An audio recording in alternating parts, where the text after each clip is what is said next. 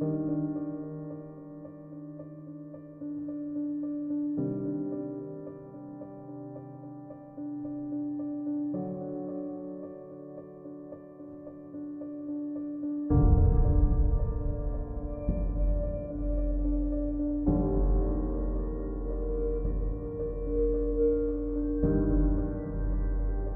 United States started out as the most industrialized nation.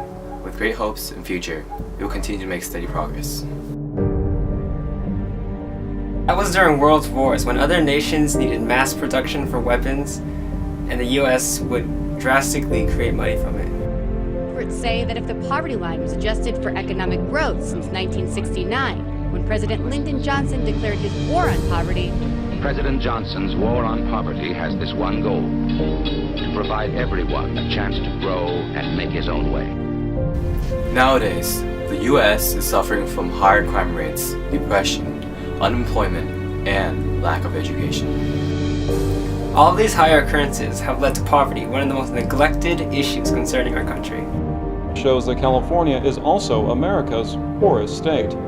America's poverty rate is over 15%, which is approximately over 51 million people living in inadequate conditions. The question remains, what can Congress do for its citizens living in poverty? census figures show that 46.2 million Americans now live below the poverty line. 15% of the nation lives below the federal poverty line. What defines poverty?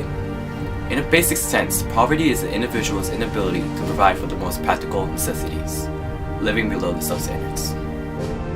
Experts say California is also not utilizing its growing immigrant population. The majority of the state's college students are immigrants and will likely determine the state's future.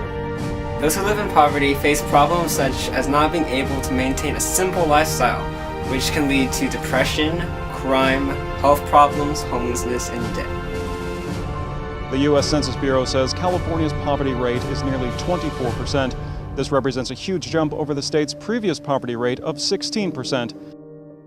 Standard of living is on the rise. The more items being regarded as necessities are unaffordable due to the fact the poverty rate is rising. This means that nearly 1 in 4 Californians are living in poverty. Congress is paying no attention towards trying to decrease the rate of poverty, but focusing on only their affairs. People. I guess the one word is challenge. You know, it's extreme poverty, it's extreme crime. Thompson and his police force have to improvise. The department was cut in half 2 years ago. The criminals and drug dealers know that, and they operate brazenly and in the open. Poverty does not only affect individuals, it also affects the people around them. They have to rely on other people for help and support, and they also cannot contribute to society. This, 50 years ago, was the shopping center mecca of South Jersey. Look at this. Chief Thompson's grandmother worked at RCA when manufacturing was king in Camden. Campbell's Soup started here. The booming shipyard built the great vessels Kitty Hawk and Indianapolis for the war effort overseas. Children living in poverty are more likely to have a higher number of absences, or they drop out of school altogether because they have to work or care for other family members. Michael Suggs never dreamed he would be here. It's extremely frustrating. I think after serving 4 years combat tours of duty, and at 1 year in Afghanistan and 3 years in Iraq, that I would be standing in a food line picking up food. But after his unemployment benefits ran out, food for others became the only way to feed his 10-year-old son. In addition, dropout rates between 16 and 24-year-old students who come from a lower income family are 7 times more likely to drop out than students who come from a higher income family.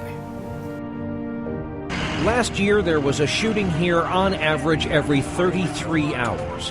Per capita, it's the highest crime rate in the country, the highest murder rate in the country, in the poorest city in the country.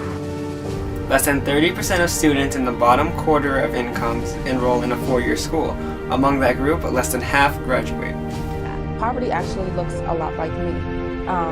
A person who gets up every morning, goes to work, gets on the metro, comes in, may or may not have lunch that day.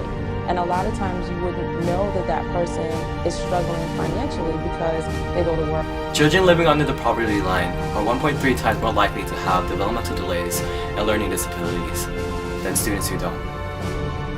Census Bureau data shows that the upper class is making more money despite the economy.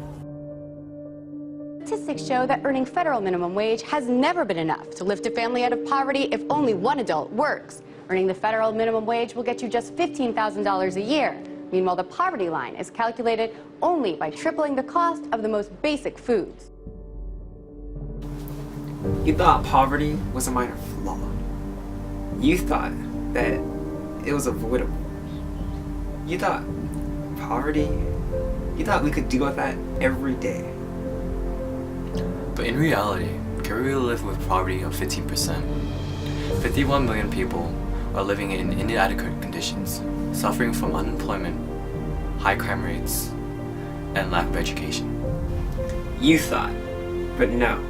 This is an inevitable problem that can be avoided no longer. No longer. We cannot progress until we shatter the chains that hold us back. Chains that hold us back. Congress needs to acknowledge and fix this flaw before it overwhelms us. Before